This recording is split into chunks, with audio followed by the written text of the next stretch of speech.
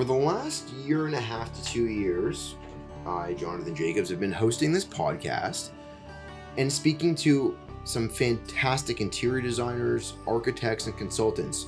And what we have found is that interior designers may want to listen to architects, and architects may want to listen to interior designers, but they're two separate professions. So what we have decided to do is to separate them as a podcast, meaning we are now going to have Behind the Build AD for architectural design and Behind the Build ID for interior design.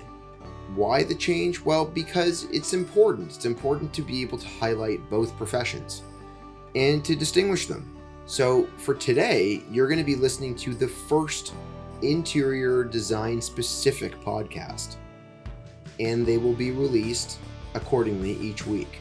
With that, I will stop talking here and now start our brand new Behind the Build interior design podcast.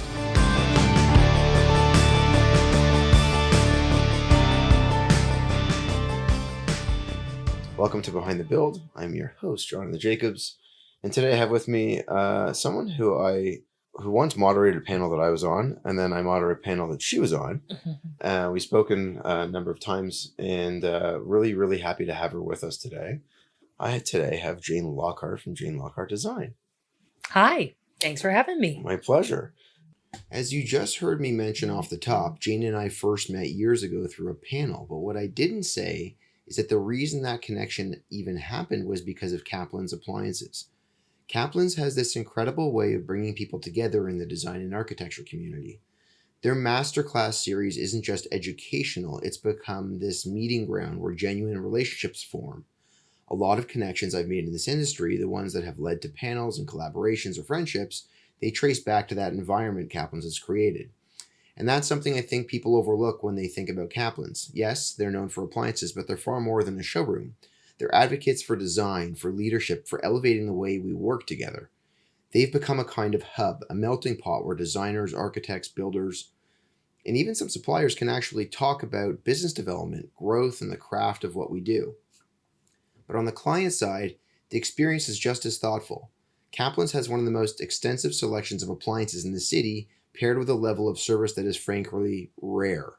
Their in-house chef will prepare a full meal for clients on the actual appliances they're considering. So if you're choosing a range or steam oven, you're not just looking at the specs, you're tasting the difference. That hands-on, tactile approach, it changes the entire decision-making experience.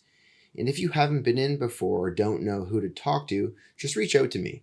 I'm more than happy to make the introduction because Kaplan's isn't just trying to sell appliances. They're working to strengthen this industry and to support the professionals in it and to make every client's experience better in the process. So whether you're a designer bringing in a family for a kitchen project or a homeowner trying to understand your options, I genuinely recommend Kaplan's. They've created something special, a place where great products, great people, and great relationships all intersect. Now, let's go back to Jane. Just some brief background on Jane. Jane established her business, I guess she'll tell us all of this, but in 1997, she's highly philanthropic.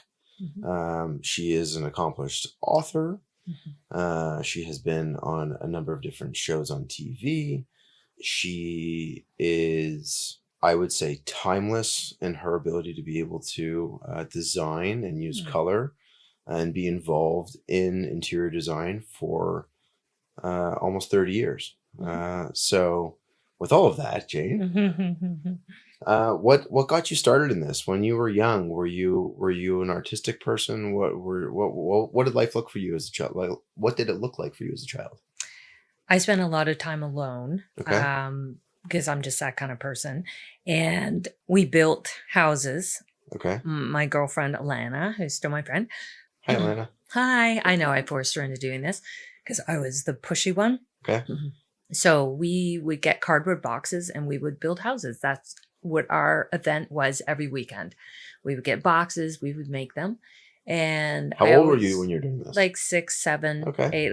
8. There was no internet. There was no Yeah. and our parents were of the generation where our families would be like, okay, you need to be outside. I don't want to see you till dusk. Yep. So you had to entertain yourself, and it was no problem. Like between pretending to play tennis, making up games, we had multiple games. At the same time, we would always build ourselves a house. Yeah. And even once I got a little bit older, I drew houses, did space planning, layouts. I don't know why. It just enjoy doing it. It's very relaxing for me. So I always knew I wanted to do that. I got a dollhouse, not because I wanted the dolls, but because I wanted the house. And Alana got the really expensive, nice house, and she couldn't have cared less. And I got the cheapy, this is all we can afford house. So, but it worked because I was able to do anything. So I always knew I wanted to do something in architecture or design. I just didn't really know what that was at the time. Were you modifying that house? Were you using like construction paper and cutting? Yeah, everything. I cut out my own doorways. So my neighbor had made a workbench for my brother, and my brother was having none of it. So I'm like, oh great, I'll use the workbench. In the unfinished basement that was like scary to go down. It had orange carpet. That was the era. You didn't do your basement then, right? It was kind of leftover. So yeah, I would just go down there every day and make furniture for it, alter the inside, do whatever I needed to do. Yeah. And just make it work. I think it turned into the Frankenstein house in the end. There was no actual real design intent in a certain way, but it gives you time to kind of think through it. So I always drew, and I was always painted. My family, my grandma was a hat maker in Europe, Scotland. Interesting. Yes, until she came here, and the fashion of hats wasn't nearly as strong. And my grandfather was a commercial artist, and they both worked. Well, she didn't work that much for them, but she did seamstress work when she came here. So fashion. Okay. And designed a lot of her own clothes. And my grandfather worked for Simpson's, the Room, the Bay, which was the Bay. Yeah. For many years downtown Toronto, and did all the commercial art for it. So before there was really photography, did all the drawing work of all the furniture, all the clothing, everything. So we have a long history of design. Interesting. I've never heard, I guess I've never heard or contemplated what it would have been like to draw or paint the furniture for a catalog back then. Yeah. Let alone to design hats. Mm-hmm. What kind of hats did your grandmother design? Like a fedora style, like anything that was outdoor hats, essentially. So yeah, not like a baseball cap. Like when people dressed essentially like your Sunday best, like that's the kind of work that she would do. So I used to have a lot of her stuff. Then my mom went through like a cleaning fit and got rid of everything, but because she would make her own clothes as well. So she taught me how to sew on her sewing machine that was her mother's sewing machine. So it was quite ancient by the time it got to me, but it still worked. It was great. Right. And my granddad painted anyway. And then, what kind of paint?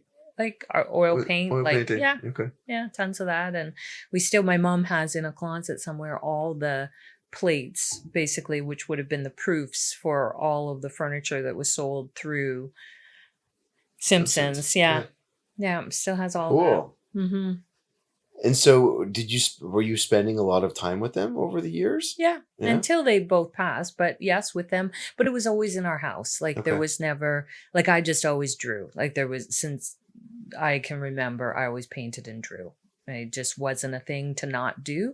So we did that. And my friend Alana, again, she would write the narrative of storybooks and I would illustrate them, and we would present these to her parents. And I'm sure her parents like, that's great. What are we going to do with this? That was what we did. I'm just going to throw it out there. I know you've written 2 books. Sounds like maybe you should be doing a child's book. One day, maybe. Right? Yeah. I love illustration. Like it's just my thing. Nowadays, the world it's used different tools, but it's always fast to just pick up a pen and paper and draw something. Yeah. I mean, we're reading every young family I know, they're reading books to their kids at bedtime. It's not digital. Yeah. True. And so what did it look like for you moving past that? Did you reach the point where like you're in kind of middle school? What was that like? Were you really focused on the arts? Did you start to take an interest at all, like business at all, or what did it look like as a as a teen? So I also really liked business. So I made bookmarks, like knit and wove them all, and then sat at the end of my driveway to try to sell them. Now, I didn't sell any because I lived in Etobicoke, which we're in Toronto, which was at the time a small off in the far area of Toronto. So there was not a lot of people, but we were always creating something that we could try to sell. Then the odd neighbor, but no one really bought anything. No one had pity on you. They're like, too bad, kid, we're not buying it. Yeah, it's a different time, but so I always enjoyed that as well. And by the time I was in high school, I went to what I think is a very good school here in Toronto, and they really were very focused on, I'm not going to say not the arts, but they were more focused on making sure that you got a full education that was in the histories, the humanities, as well as math and science. So by the time I got to going to university, I ended up going to U of T for economics and poli-sci, basically. Okay. Which I really, really liked, but I took art there, expressionist art, one course, because you had to take courses outside of your course of study. And so that's what I did. And I'd already taken a lot of art history through high school. So I went and took more of that as well. But the expressionist art I found really challenging. It was great. And I also found just leaving behind what I had already kind of done a lot of really, really hard to not do art all the time, which is kind of what I was doing around my studies. University's not really like that. So I found that really difficult. So what did you do to just kind of circumvent that or work around it? Well, I kept doing art and I kept doing my studies. And then eventually I decided, I'm probably not going to be an economist. There's a good chance I'm not going to do this, because if I am, I'm going to be terrible at it, which maybe is okay as an economist. I don't know. But it just was too far from what my natural disposition was. And so I decided so I was either going to do architecture through U of T. And at the time, it's not so much like this now, to do architecture in other parts of Canada, you had to have an undergraduate degree anyway. So I was like, okay, well, I'm doing that. So fine. So just applying to U of T and already being at U of T was a little bit of a frustration. It's not as straightforward as one might think. And so in my annoyance with them, I decided that's it. I'm going to walk over to what was at the time called Ryerson. It's now called Metropolitan University. Yeah. And I just walked over there. I'm like, what's the application form to take? Like, what do you have here? Like, tell me, what do you teach in the arts? Simplify this for me. Yeah. Yeah. And they're like super straightforward because they weren't as big. Like U of T's like got this whole college system. Yeah. And I just wanted to stay at Vic College. That was my thing. They're like, no, you cannot do that at U of T. They're like, you have to do it this way. And as it turns out, that is a strong part of my personality, is how do we work around this? It's my thing. And they wouldn't let me. So I'm going to work around it by going to another school. So I ended up going to my formerly called Ryerson for interior design, even though I didn't really know what that was. But I was like, okay, architecture there meant I had to go to architecture for 4 years and then go to like University of Michigan or somewhere else. I'm like, oh my God, I'm going to be in school like 10 years by the time I'm done. A doctor, but I'm not. Yeah, exactly. So I'm like, this is taking a long time. I need to get through this. So there, Ryerson's, the Met's degree is a very good degree in interior design. It's a 4-year program. You do a bachelor. At the time, you did a Bachelor of Applied Arts. Plus I did minors and other things that I was interested in. And that's how I ended up. And did they have a co-op program at all? Or No. Okay. They did near the end. You had to go and work, but I was a worker. Like I like to work. So I already knew I wanted to work in the field, and they strongly encouraged it. Now they may have an official co-op program, but at the time it was like, you need 200 hours or whatever it is of time. So what did you do? This was during the time of the recession in the 80s, near the end when everything had crashed. So I walked, because again, there was no internet. I'd like to point that out. There's no Google search. Yep. You were searching for something, you were in the phone book. Okay, so there was this yellow big book with yellow pages. There was either yellow pages or it was at the back of the white pages. Yes, that's right. Was the like the blue section, for the government. Yeah, exactly. So I basically went through the phone book and I walked from place, because there's no car, walked from place to place, knocked on the door, and everyone was like, nope, sorry. Like I went to all the big firms everywhere, architectural and interior design to try to work. And they're like, yeah, no, we're laying off senior architects because there is no work, because the interest rates were so high, the market had just crashed, and Right. real estate really took it on the chin during that time. So eventually, like I'm a worker, so I'll keep pushing. So I did whatever I could. I worked on the side for my neighbor. I would, scrub their deck, pick a paint color for them. And then while I continued to do my degree, and then ended up working for a company called Benjamin Moore. And I didn't know I'm what they familiar. were. Yeah, I thought they were like the suit company, like more suits or the paper people. I'm like, I don't really know what you guys do. So I worked there for free. Can you imagine today people working free? And Yeah, they um, freak out. People don't. yeah, people don't do that now. People So don't work for a certain amount of money. yeah, so I worked in their basement for free, organizing all their samples, Okay. and then ended up in their store planning department. And we all hand drafted. It was still an era of hand drafting. Yep. Yeah, and did all their store planning. And what was some of the, I would say, most pivotal or key things that you were able to take away from that you worked on and that you have applied over the course of your career? Well, a couple things. First of all, the planning aspect. I worked for a wonderful person, very, very smart, Leslie Harrington. Yeah. And she was really good also on the planning side. And I remember day 2, she's like, I'm leaving the office. You need to have this whole store planned and ready to go by the end of the day. I'm like, pardon, what? Did you remember I'm a junior? I don't know what we're saying. I don't know what you just said to me. And she's like, I don't care. You're fired if you don't get it done. So I was like, what? So, How old were you when this happened? I would have been 21. Yeah, I was young. Okay. And I was like, okay, I'll work it out. No problem. So I did. And she said to me at the end, she said, okay, good. You got it done. If you're under pressure, you can get things done. Just get it done. And I've always carried that with me. Just get it done. You don't know till you do it. So you just got to do it to know. And she said, you can't be creative 24/7. Like you really can't. Sometimes you do need to walk away and come back to things. So she was a great mentor that way. And she was very strong. She didn't take crap. There were no women in the company, like none. And she was one of the few who had a very strong position and a very strong voice relative to design. So she was great. And so that I took that away. And because Benjamin Moore at the time in Canada was a small but good organization, they really believed that if you're in the organization, you had to learn everything else about everyone else's department.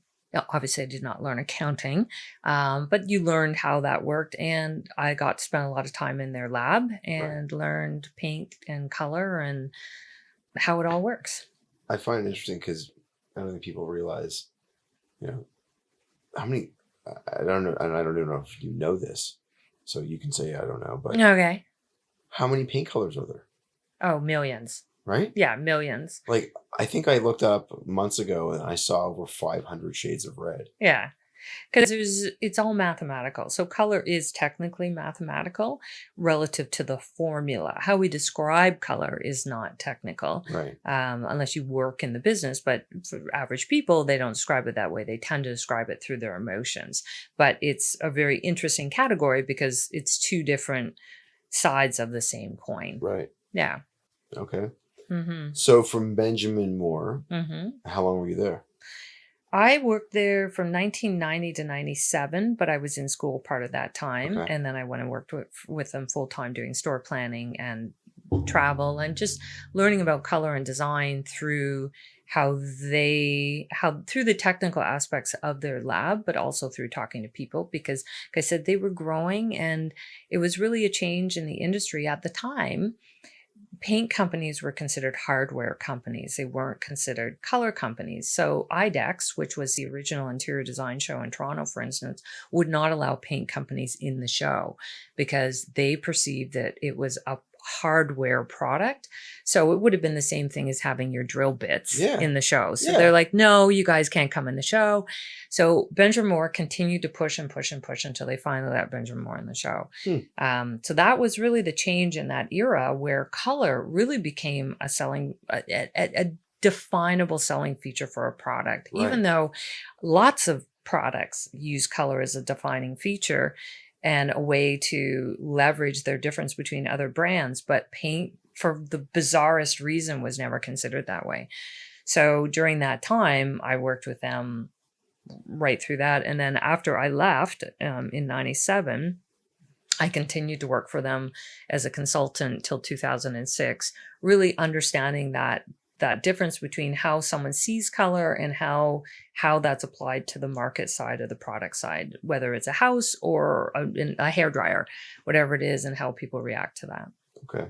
And so it was in that time frame that you left that you decided to start your own practice. Well, yes. So I started in 97, my own practice against my will. But again, I had no money, no job. But because I was doing television for Benjamin Moore at the time with Cityline, because I went on and talked about color and helped people understand how to pick a paint color.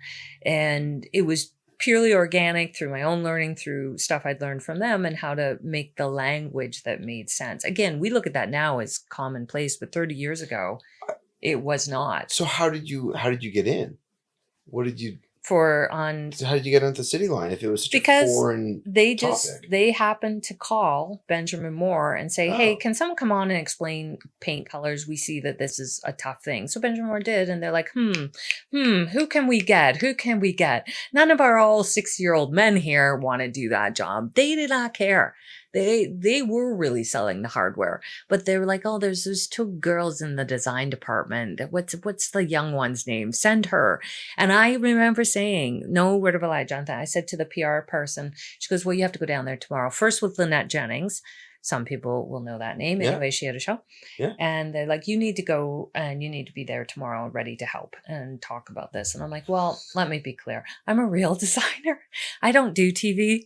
Like, I draft, we do space planning, we do dimension. We don't do that. I work in small environments with people. Yeah, we don't do that. That's not what we do." And she's like, "Well, then I guess you don't have a job tomorrow, so you need to be there if you want to keep your job." Second. Yeah, you can see how my career is full of threats. It was very scary. It's always scary. So I was like, okay, I see where we're going. I have absolutely no money, no car, no nothing. I was riding my bike to these places. And so I went down there and I'm like, "Okay, ask me your questions. What do you need?" Kind of thing. And I ended up doing it that way because I do like that So while I was at U of T, I took a minor, at Ryerson as well, a minor in English. So I also really enjoy English and the language of communication about design. Mm-hmm. And that to me was just sort of this fascinating relationship between how you explain a complex subject to someone that they emotionally respond to, but don't have the language around it. So, right. So that's kind of what I was doing for them, but on a base level, using paint, showing people what they can do with paint. So, well, and how it makes you feel. I mean, it just does. Yeah. And it's a common problem, that if you own a house or you live in a space, you want to do something with it. How do you know what to do? It's easy for me because I do it all the time. You do it all the time. But if it's not something you do all the time, but it's in your face everywhere, how do you do that? What is the process? Right. And, people, our school system kind of, creative thinking is a bigger aspect of what we do. And we kind of say, "Oh, well, there's no creativity in science and math." Of course there is. There are also creative approaches to problem solving relative to the discipline. So it's getting people to think like that. Well, and also, I mean, to bring up the school system, there's a whole thing we can go into on that. Yeah. But they need to be supported. 100%. To be able to be creative and teach kids. Yeah, and give people, it's just a way of thinking. So, and positioning it as that way, it's just a different approach to a problem.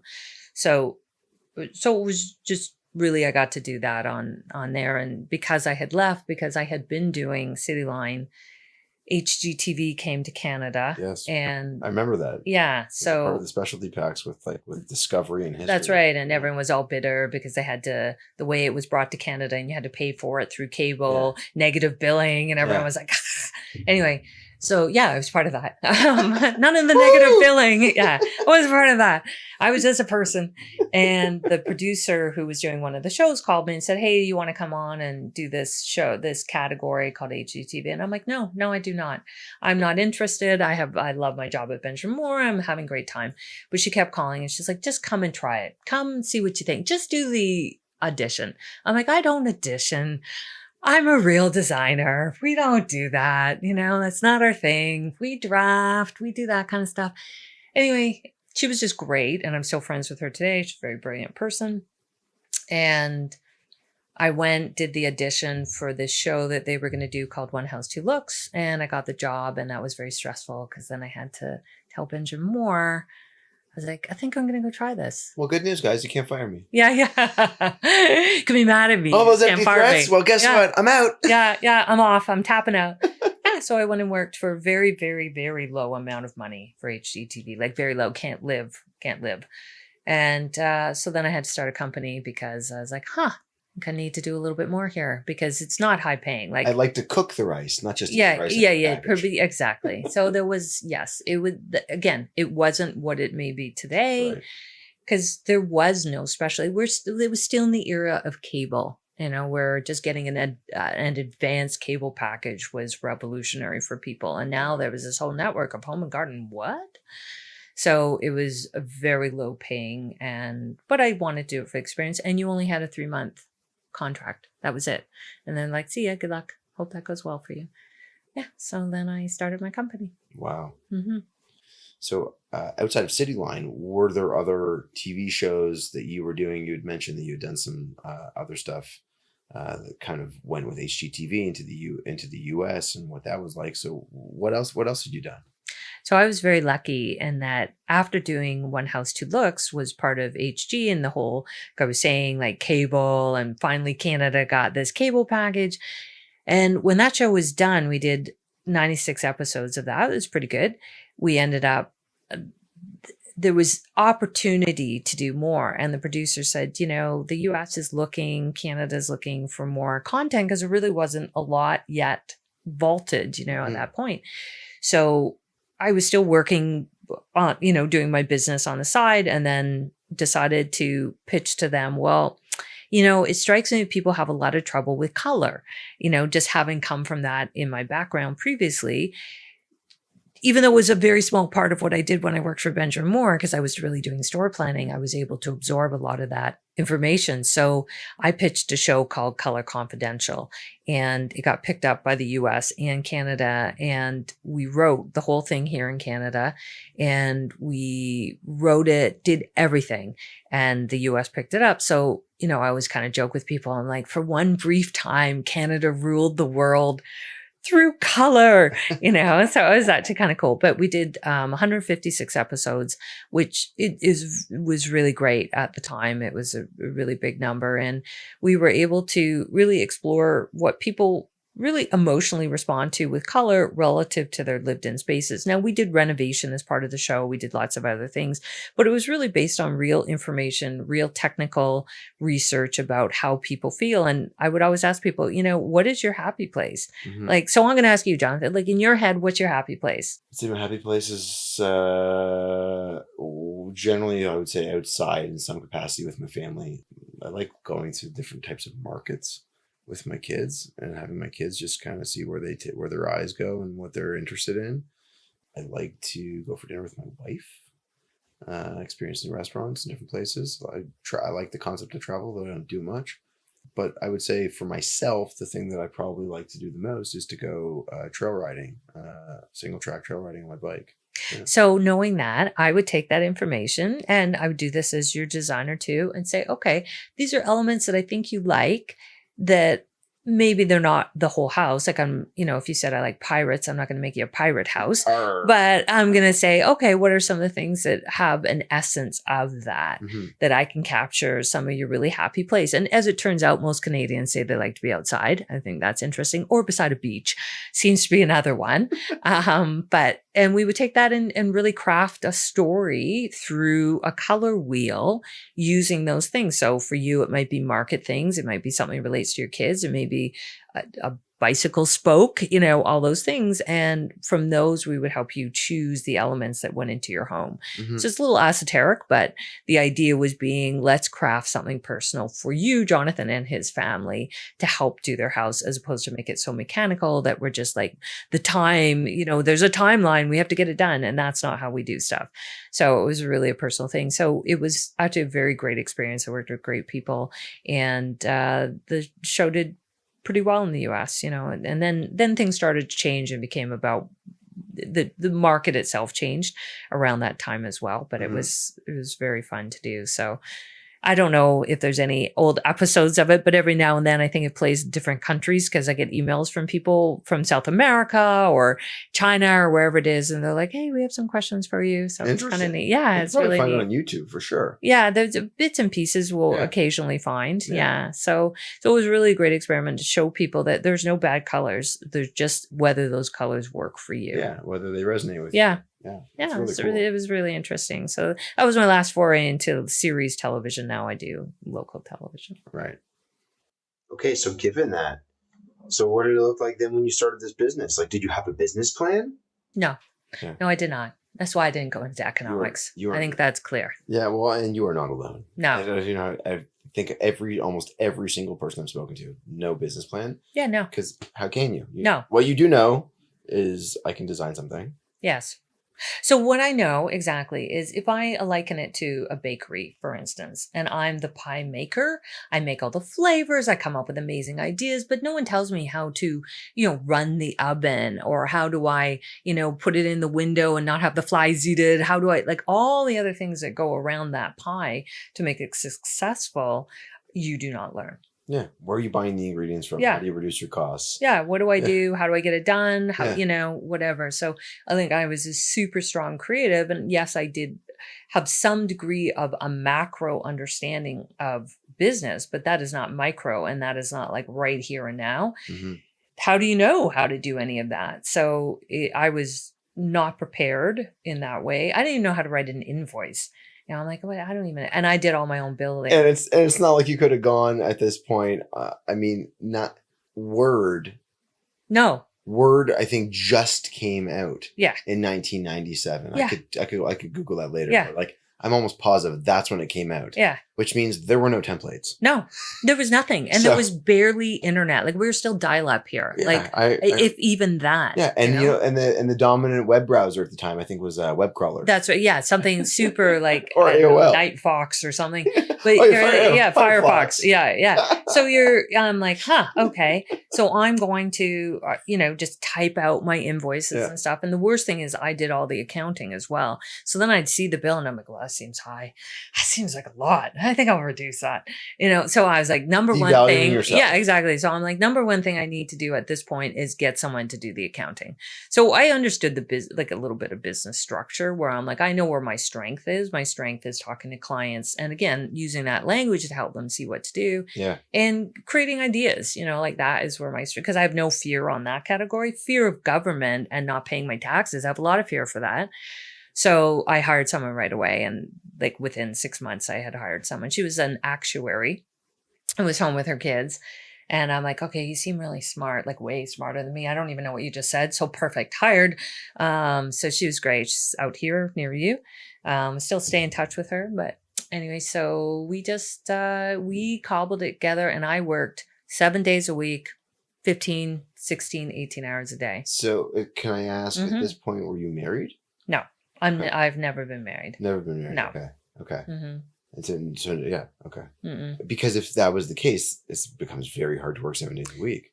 Yeah, I was very determined to just keep going. Okay. Like I was going to survive because I felt that I was on the edge of not surviving. Right. So I do suffer a little bit probably on a spectrum that we're all on of obsessive compulsive. My brother actually has the real, everyone says, oh, I have OCD. He really does have actually OCD. So I suspect that it's probably a spectrum, like everyone from the point of, did I leave the stove on, through to my brother who can't even go outside. So I'm sure I'm somewhere in the middle. So I think I probably join you somewhere in there. Yeah. So I've always, and I'm still like that today where I'm like, oh my God, what's going to happen? I'm a catastrophizer. So worst case scenario, I'm like, I'm there. Oh my God, I should be working for the government. I can tell them the worst case. But they didn't call me. So here I am in interior design, worst case scenario. And so I was like, I'm going to keep working. I'm going to keep doing what I have to do because I'm in survival mode. Yeah.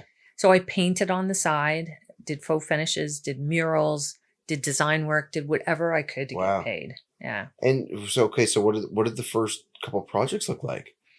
And were they for people that you knew, or were you lucky enough to be able to win something from someone? Yeah, random. Someone called and I did again, this was not the era. So this was really before the 2000s Yeah. and just sort of early 2000s. Yeah.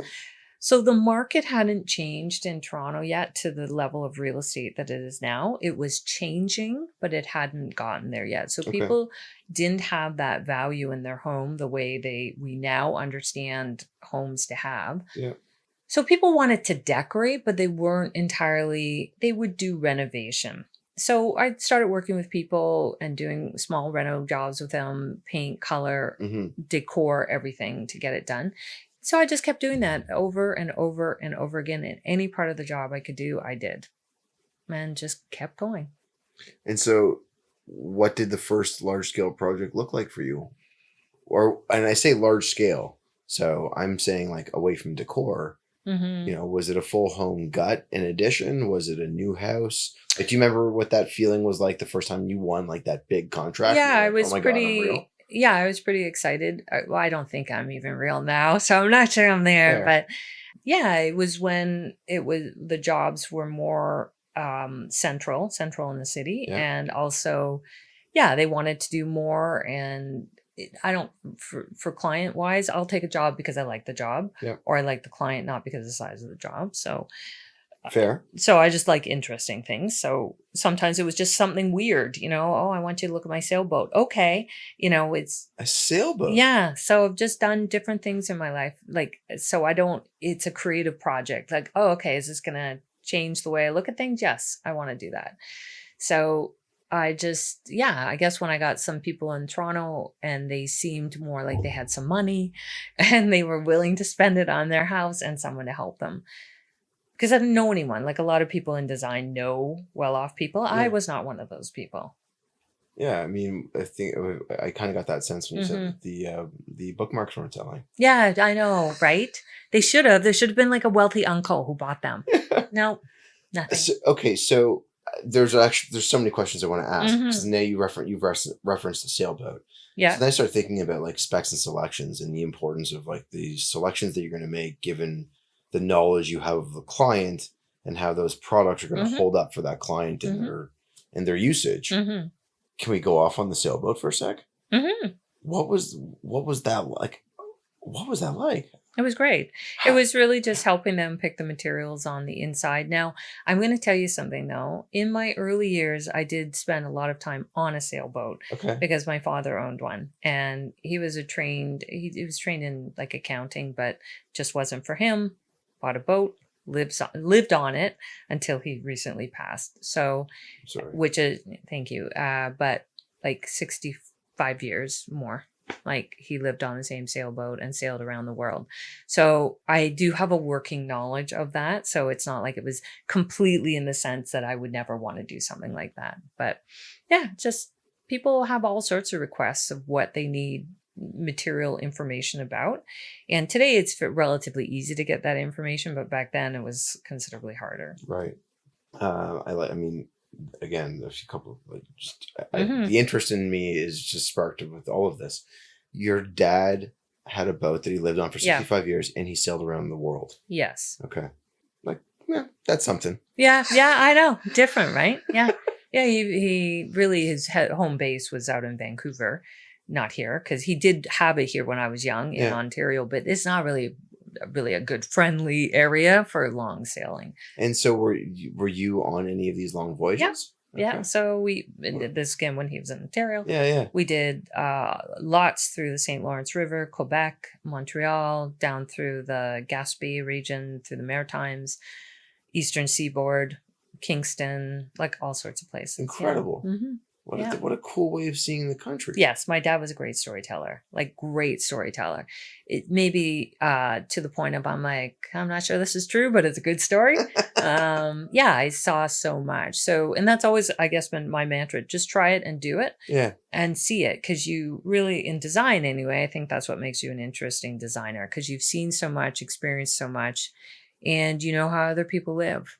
And so when that person hired you to do the sailboat, did they know that you had the knowledge of being able to? No, I just was like, hey, I can help you with this. I sure. And as it turns out, I did have that knowledge. So were you speccing everything for the interior of this boat? And I know that I'm spending some time on this Yeah, boat, it's so no problem. apologies. Yeah, I don't no often worries. talk about interior design on boats. On boats, yeah, it is actually a category. It's not a very strong category, Well, obviously, in Canada. Yachts. Yeah. Yachts are a different story, Yeah, but yeah. I don't No, know. there's a whole category Yeah. in that around the world. It's just, like I said, not so strong in this part of Canada. Yeah, just picking all the materials for the seats, the bench, the covers, there's beds in boats. So Yeah. how that works, there's tables in boats. Yeah. Wood is Yeah. often wood on the inside. That's actually wood. The newer boats aren't so much like that, but the older boats are. And are you, when you're specking, Mhm. I'm thinking of floors. Mhm. Are you specking material that has to have a little bit of a grit to it, or? Not really. Okay. That's built into the boat anyway. Like you're not now motorboat. This was a sailboat. Motorboats maybe, or other larger crafts like large yachts. They might have that, but some of that is built into the Okay. product itself. Okay. So moving past boats and back to the business. Yes. Because I just got a knowledge of there you go. what it the is whole to design category. for the boat. Yeah. What did it look like for you when you realized that you needed more than just your bookkeeper and the financial invoicing and bookkeeping help? So things improved vastly when someone named Susanna started working with me. She was a former client, still is a client, but she actually works with me full time and has for over 20 years. And she comes out of commerce, and I met her as a client, and she was going to stay home and have her kids. And I was like, oh, it seems like you probably have some spare time. Maybe you could just help me like one day a week.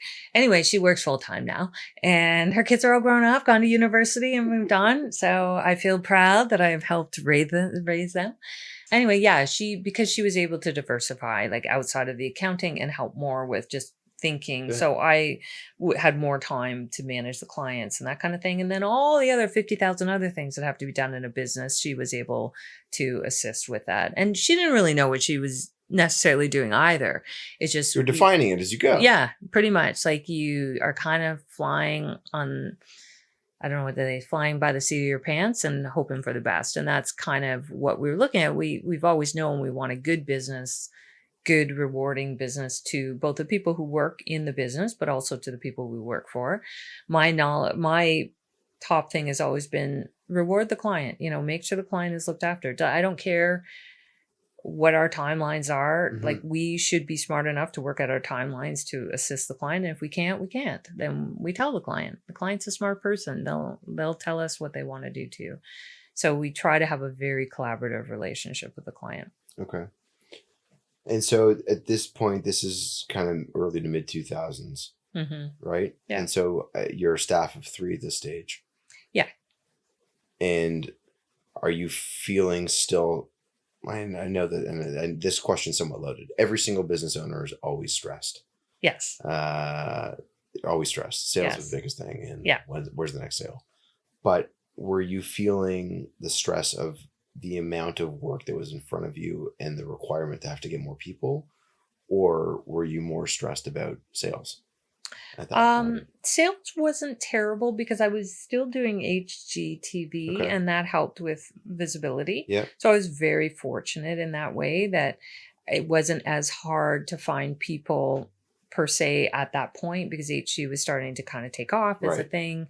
W Network, I think, was probably starting to develop in that time as well. Yeah. So both those, there was really good fodder to make people think of their home, which prior to that was really hard, right? And people weren't really thinking. There was just shelter magazines in general. So that helped. So visibility for me was good. And I was able to, because HG went into the US as well, the Canadians sold a lot of Canadian programming to the Americans.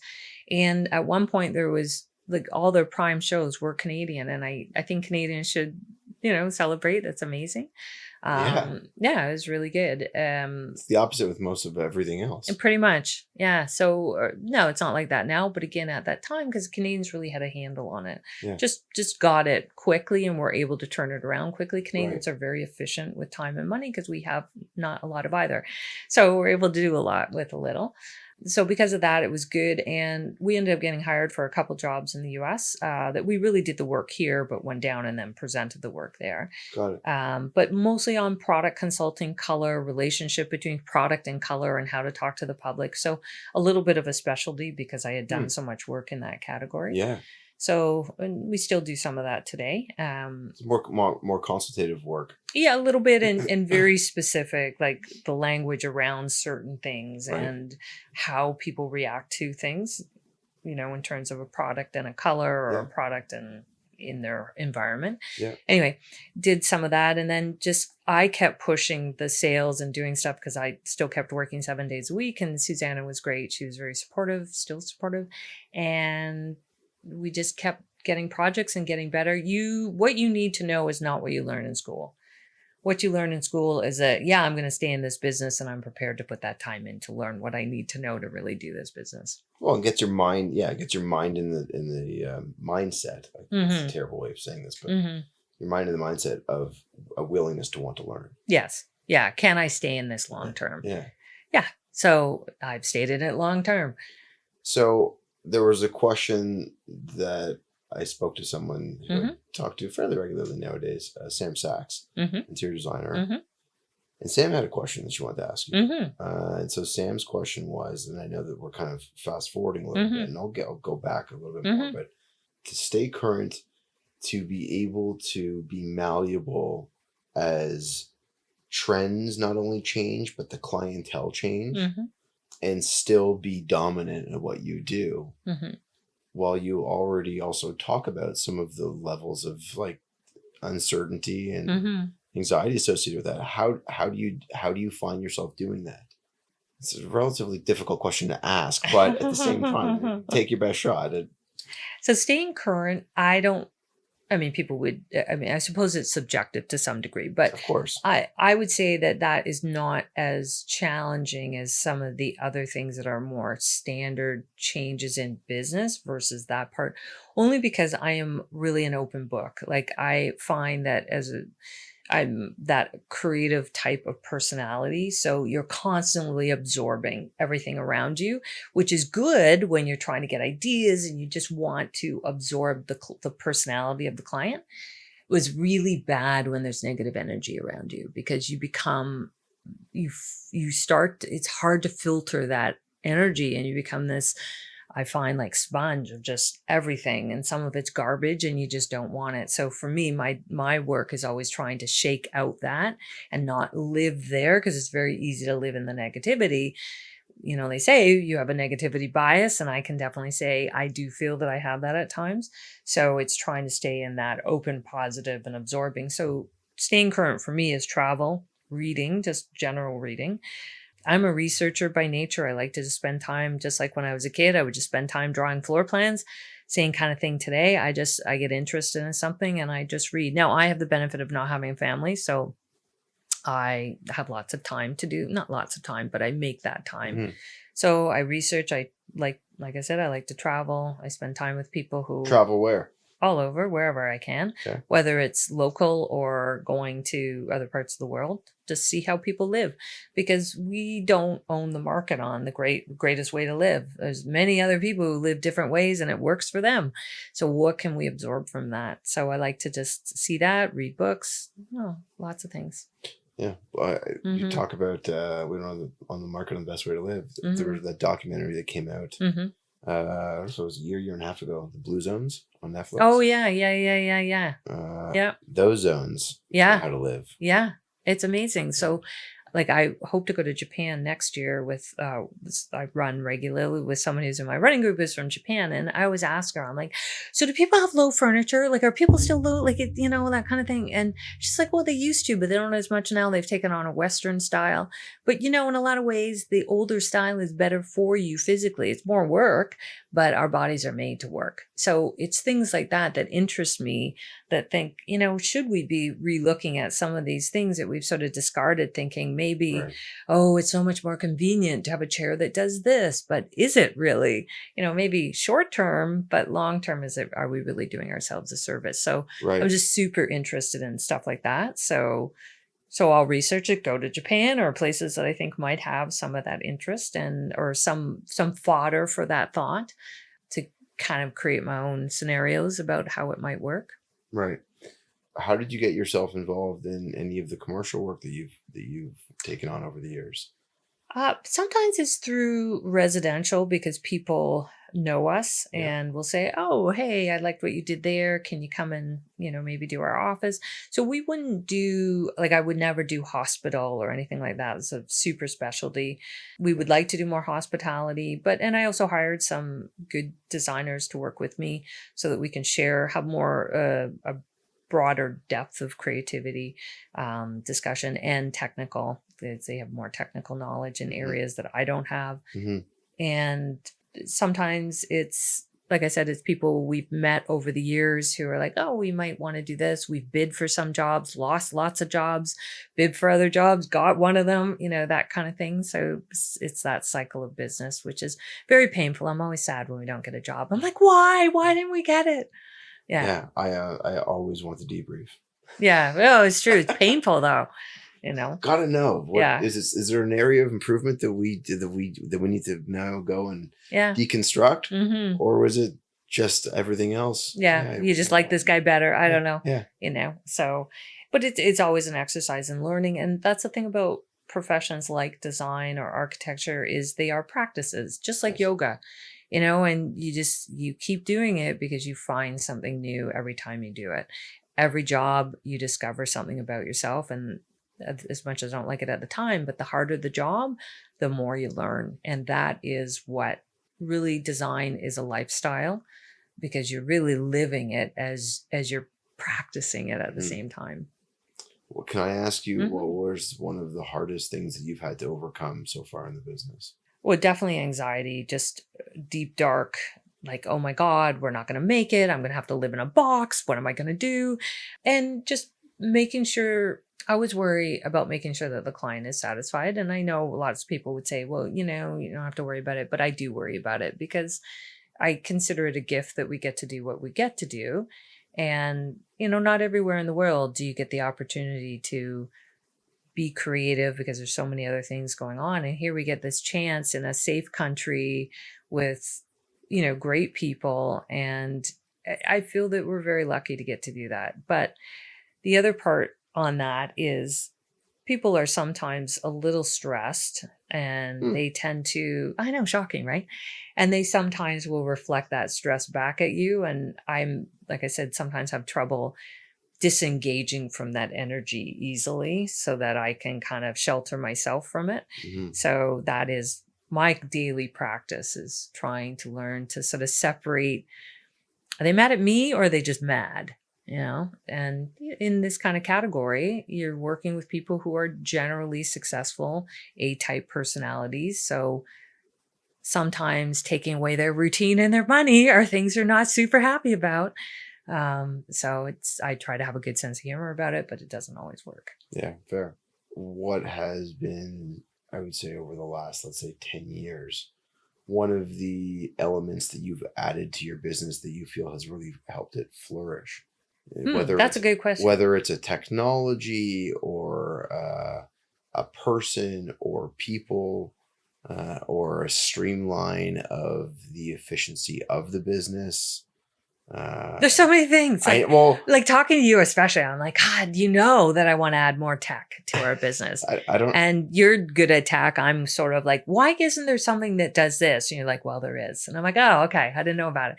So I feel like that is a big thing. I know everyone talks about AI, and I think that is, like we were just talking about, how GP chat, like, there isn't anything it really can't do on some level. So it just takes away some of the silly tasks that just take up time. And it's so funny. It's me that's thinking about it. And then I have this office full of young people. And I'm like, what's wrong with you guys? Why wouldn't you just GP chat it up? Let's find out, But they're like, oh, I'm like, oh my God, you have too much tech available to you. You don't even know. So I think that's a huge thing. Like, I'd like more technology. There are more systems. The systems in interior design are maybe different than what's in architecture. Yeah. Because there's just more architects really per capita, I'd say. So those systems are not universally good. They have good parts to different ones. So we kind of pick and choose. Mm-hmm. So I think technology and IT are probably a big thing to develop the business further. Yeah. And then, also because we work both residential and commercial that has aspects of residential, Mm-hmm. seeing how commercial does stuff and applying a lot of those rules to residential so that things are less how they were 35 years ago, which was you scribbled something down on paper, you gave it to the contractor kind of worked it out. It's not like that anymore. And so systemizing all of big residential builds as much as we systemize commercial is a really big change as well.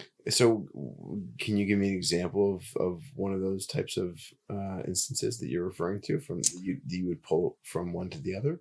Yeah. So in commercial, you have something called coordination. So in coordination, it's a real thing where you would designate, I have someone who's a senior coordinator. So they look at all the plans, all the drawings, all the charts, and they make sure that everything's consistent all the way across. And where there's problems, they flag those problems and then go back and get it resolved and talk to the architect, talk to the engineer. RFIs. Yeah. And they make sure all of that is answered. And there's this sort of thread that's pulled all the way through. They'll communicate with the client as well. They'll communicate with us. So it's a major important job and it really ends up in interior design because we're sort of the last stuff you see, in the end, even though I didn't put the light switch there, someone else put the light switch there, but because I'm the last guy there, it's kind of me to make sure that it's where I want it to be. Yep. In residential, that doesn't really happen. It happens, but it happens as a non-billable, non-real thing. So let's say one guy is building a cabinet, millwork armoire, let's say, putting it on the wall, and then the other guy's doing the drywall, and we need a piece of baseboard to fit in between that armoire and the corner of the room. Who knows to get that piece of baseboard? Now, in commercial, someone has to designate that someone is getting that. Who does that fall under?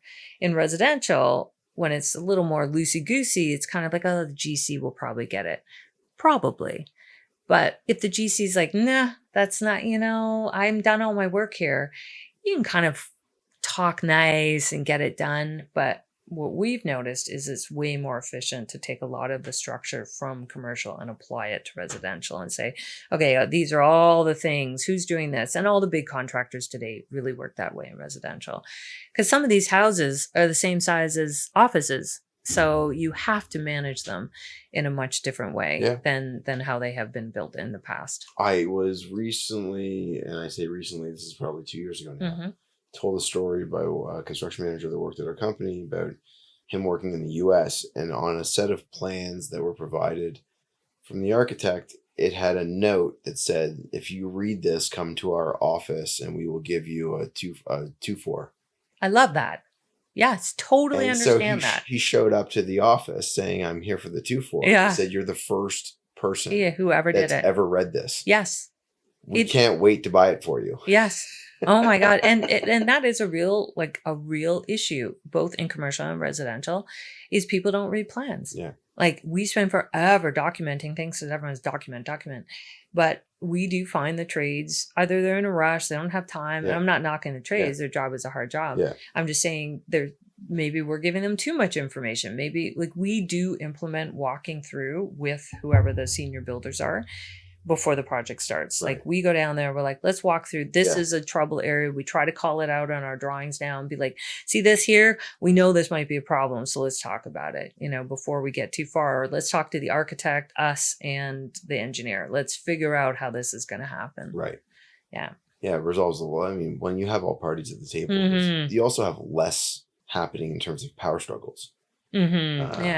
Which can happen. Yeah. So we're reducing the amount of that happening on the site is definitely going to benefit everybody. Yeah. I mean, interior design is sort of I'd say we play a huge role, but it depends. Everyone else has to agree that interior design plays an important role too. And that does not always happen. Yeah. Yeah. I would agree with that. Yeah. So at what point, going back again to your business, at what point did you say, I've got a good enough thing going, I can go take on writing a book? I don't know. I struggle with what I would write about. Okay. Like, because I would not write a book about business. Okay. Only because I don't think I'm like everything I know, I've learned like hands on. Okay. You know, if you said to me, hey, you like, I don't know, I'm trying to find an analogy. Like I'm looking at your beautiful grass out the window here and I'm like, I would be the person out there with a pair of scissors cutting the grass, you know, versus you'd be like, hey, there's these machines. And then someone else would be like, oh, you can actually hire someone. I'm the guy with the scissors cutting the grass. Scissors. So, yeah, scissors. Like I'm that like on the ground with it. So I look at that and I think, I don't know if I'm a good example to write about business. I need to read someone else's business book. We learn it. I understand it. Obviously, I'm trained to grasp it, but I'm not sure. It's your thing. Yeah. Okay. Everything we know now is our own DNA, you know, and we are still learning. To this day, it's not a day I don't get up and think, what am I going to learn today? So it's a constant learning, and there's probably other people who are way smarter than me at it. And I'm not going to say probably. I know. I'm sitting in the room with another person here who's way smarter than me. I remember that. But give me a design problem, no problem. Right. Ask for a creative solution, I'm on it. So I'm not sure I would write about that. I do think a lot about things that are doable for people, because I think I'm probably prone to depression a little bit sometimes, and think, what can people do that are doable, who may feel a little low at times, that they can enhance their space. You know, I'm not talking like crazy wellness here and ripping everything out, but what can you do to help change your mood? You know, I am interested in stuff like that. So maybe something like that. That's interesting. Mm-hmm. That's really interesting. I mean, that would definitely resonate with a lot of people, because home becomes the refuge. I have a close friend that struggles with it, and just doesn't, you know, loves going out and being on a bike, and doesn't do it much because staying inside is just easier. So I think that there is definitely a niche market for that. That would probably enhance a lot of people's lives. Yeah. Hard to get there. Yeah.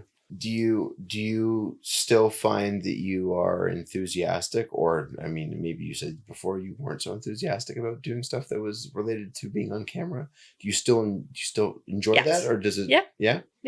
And I like teaching. Like I like sharing and teaching and talking, which is so funny how this business, there isn't as much talking and sharing, even though we have more tools to do that with today, because people are very pressed for time and deadlines, and you know, there's just so much. But a lot of it's it's human made. You're creating these deadlines when you could give yourself more time. We actually worked on creating a newsletter that was about sharing information on solving problems that relate to your business, to the hiring process and operations and sales, but then also like design solutions and all that kind of stuff. And I finding it really hard to get people to want to record something with me for 20 minutes. Because they're busy on the deliverables for their business. And that is the issue. Like it's trying so we're not big and we're not small, which is the absolute worst place you can be. Because if you're big, you have enough behind you to support you that you can do certain things. When you're small, you don't have to worry about that kind of structure, so you're not really paying for it. So we live somewhere in the middle, which I'm like, again, that was a bad decision. But I didn't consciously pick it. It just kind of happened that way. So it's hard you're always being a small business. You're always... Your hands are in everything. Yes, you are. And although I continue to try to remove myself, because the way things are done today is not the way that I grew up in, nor is it kind of the way I think. Like I said, I'm a perfect workarounder. Give me a problem, I'll find a way to work around it. Give me a situation. Okay, let me think about this. All right, we can work around this. But, you know, that isn't all aspects of interior design anymore. So this is where I'm like, hey guys, take me out of get the client to sign the sample section, because I'll be like, oh, you agree, right? Okay, let's move on. You know, but people need to sign things today. People need to do that. So the structural organization of all of that is good. And I think there should be more of it. And I would instruct young designers to do that. I just don't enjoy that part. So I remove myself as much as possible. Also, it sounds like you've also reached a point where you know exactly what you want to be doing Yes. with your business. Yeah. And with what you don't want to do, you, I guess from the very beginning, found the right people to be able to take that on. Yeah, they're great. And, I would say to all the architects that you talk to, tell them to hire, well, they can buy us if they want. But I was going to say, like interior designers and architects look at a problem differently. I love the architects we work with. I love hearing how they see stuff. And I think, we look at that completely differently. It's amazing. And the two need each other because both are complex today. Obviously, architects are different. Their complexity is much greater. But the minutia that we live in, which I'm like, where they're dealing with, meters, we're dealing with millimeters. They're both equally complex. It's just the scale is different. Mm-hmm. But I think that's where architects and interior designers have a lot of opportunity with each other to really make both parts of the industry stronger because they see things differently. And my point about that with business is that's where I want to spend more time is sort of at that integrating ourselves into that. Yeah. Yeah. To sort of say, hey, let us worry about this, this, and this, because it's going to affect what else I do down the road. Don't worry about it because I'm going to look at it differently. And so what? So you feel like that's having like a meeting at some point during the preliminary stage of a project? Yeah, early on. Yeah. Yeah, just because we're going to define it differently, that space. Yeah. Right. So what do you see as changing as you kind of move forward with your business at this point? Do you see yourself navigating in towards a different typology of design with multiplexes and commercial tower, or do you say, no, I have no interest in ever going down that road and I want to stick with what I've been doing and I want to redefine a little bit of what we have internally? Like, what does it look like as you go forward with your business? So right now that you're asking me, that may change next year, but right now I would say we definitely do.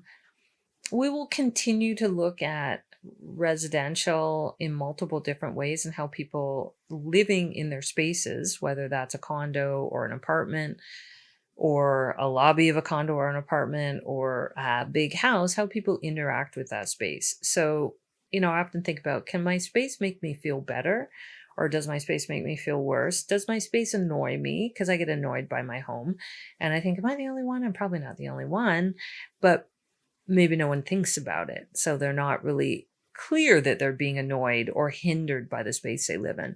So I would like to do more research in that area because I love listening to people and they tell us, I can predict how they're going to deal with that mudroom. I can predict what's going to happen when they come home. They walk to the mailbox. I don't know if you get mail delivery at home now, but no one, you're unusual. People don't get mail delivery at home anymore. So they walk to the box, they get the mail, they walk back. What do? They don't take it to the office. They walk into the kitchen, they put it on the island, they open up there, or they have a little part tucked in behind the toaster that's hidden behind the fridge. They put all their stuff there and there's a basket and it grows over time. Did you see mine? Yeah, no, I didn't. No, but you have one of those, don't you? So that's the kind of thing that I love watching what people do, because then we can design to make that problem go away for you. I can't change the mail problem. I can't change you walking in it with it, but I can change how you disperse that through the house once you enter the house. Right. So that's the part that the habits that we create because our house doesn't serve the purposes that we need. And that house can be an apartment. It doesn't have to be a house. Right. And you alluded to before your interest in wanting to continue to have more tech. Yes, and more tech. Integrated. Into the business itself. Like, how do we do more of that to serve the client better, make it more universal, easier to access? Like, I do think there's a huge open spot for that. And do you feel the need to grow the company to the point where you're no longer that middle, or what, are you content with the size, the staffing size that you have? I think our size is good for now because there's lots of room for growth and learning, because I want the people to work with me to grow. Like, I don't want them to do the same thing over and over again. I want them to learn stuff, to grow, to be on their own journey, and I want to be part of that with them. If they want me to, it's a privilege to be part of it. So I think we're okay right now. I mean, the best thing would be I think if we merged with an architectural firm, just because we see and don't fully understand, they're still learning in it, but the bigger buildings, and it is great to have the resources of an architect and an engineer with us on that, or at the very least an architect. Mhm. We have all these people as people we call anyway. Yeah. But like, I think, wow, the power of really having an interior designer who's an independent interior designer with independent architect together, because they have different viewpoints. But if they were actually not just brought together by a project, but did projects like that frequently, which does happen, absolutely. Mhm. But more of that, like, make a bigger entity so that there's more control in the building process anyway. Right. That's an interesting concept. Mm-hmm. Yeah. So I mean, in some ways you could consider being partners on a project, Mm-hmm. but then that partnership continues forward on Yeah. a number of different projects. You can Mm-hmm. still do your own thing potentially. Mm-hmm. Yeah. Yeah, we're like a band Yeah. that comes together, and then we go off and write our own songs, and then we come together again and make the band again.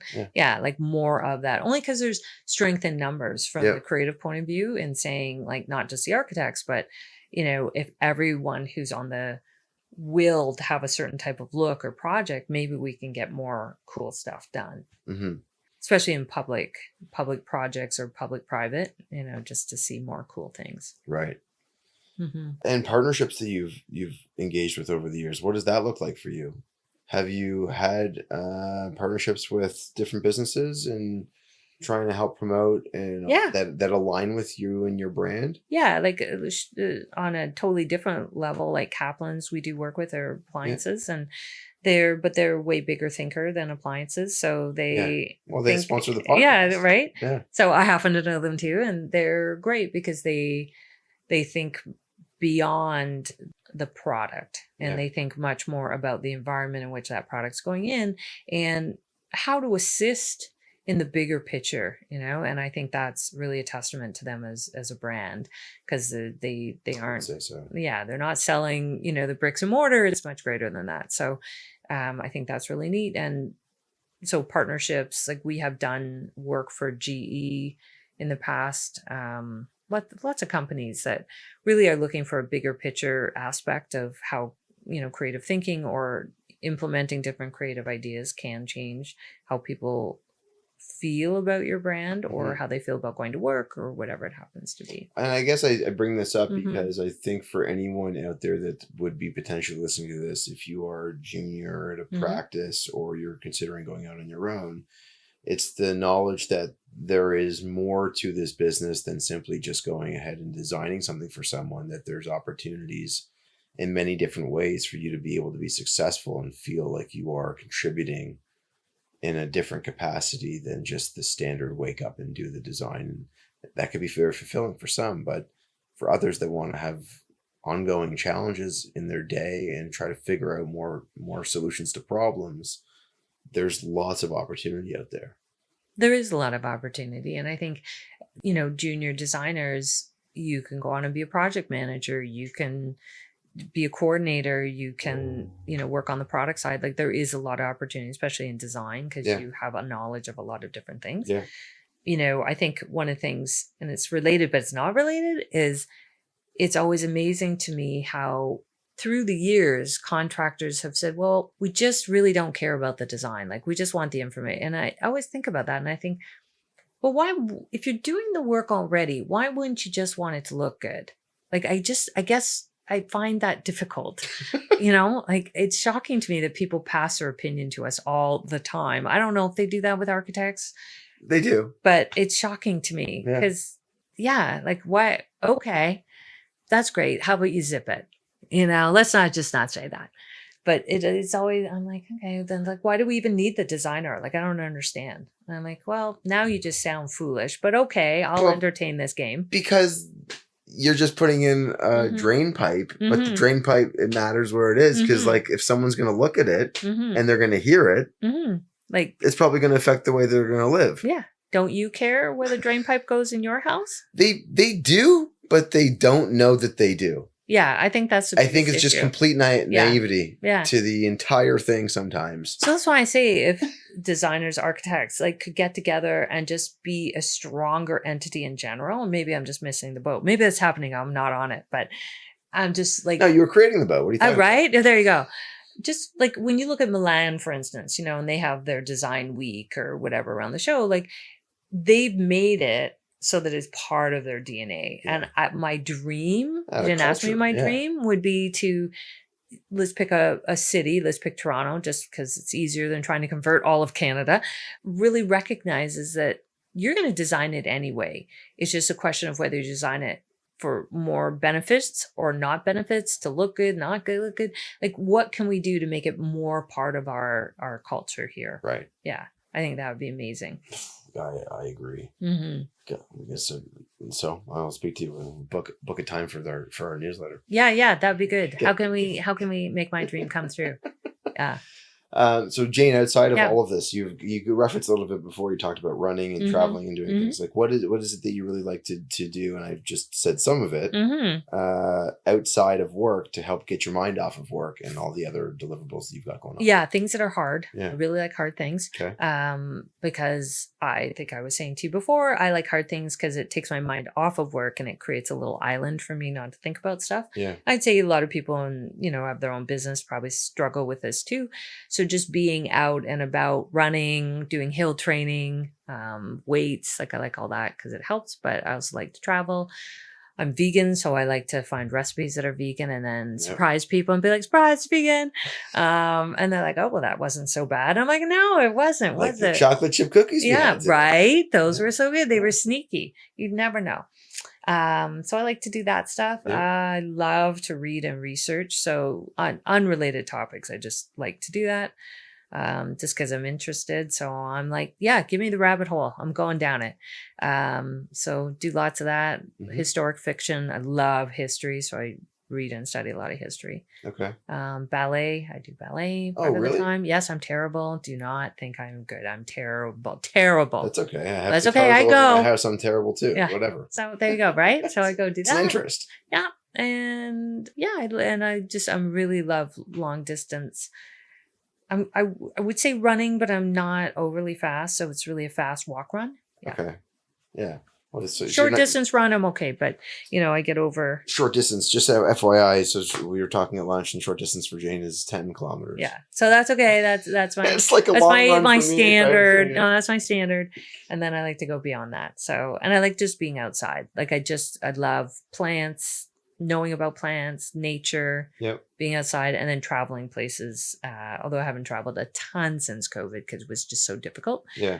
And just seeing. Well, I'm coming over that anxiety too of like being out in a tin can with a bunch of people that are coughing. It's not. It didn't go well during it. Like after we were allowed to fly. Yeah. It hasn't been a good flying 5 years really. Yeah, fair. So I just haven't done as much as I've done in the past, but I've spent more time here and I really enjoyed that. And again, I saw a lot as a kid because my dad took us a lot of places. So do you still sail?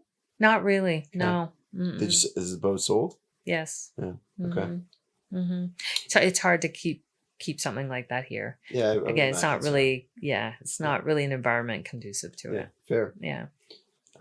Jane, it's been an absolute pleasure. Thank you for your candor and for being so open and talking about some challenging topics and opening up about your life. It's been a pleasure of mine. Thank you. Thank you. I don't think I'm like your amazing guests who are I'm a fan of some of them and they're amazing. Of course, I'm a fan of yours because you're so solid on what you talk about. But I appreciate you having someone who in their head still thinks they're still riding the bike to clients, to make it work. So I appreciate you including me in it because we are from the ground up, for sure. I appreciate that. Thank you. Yeah, it's funny. This whole thing was just a concept, and I've now recorded I think probably over 100 episodes, and it's wild to think that what was an idea similar to what you experienced when you were starting your business, has become something that has really reached the world, and so. You sharing your story is an important one because I think that you have been an inspiration to a lot of young designers that are out there, and you, as I asked the question, continue to inspire people. So, thank you for doing that. Thank you for not giving up on any of it, and continue to. What else can I do at this point? No, I just say, look, do it, try it, see what you can do. My favorite motto is throw spaghetti at the wall and see what sticks. That's what we do. Yeah. Yeah. Thank you.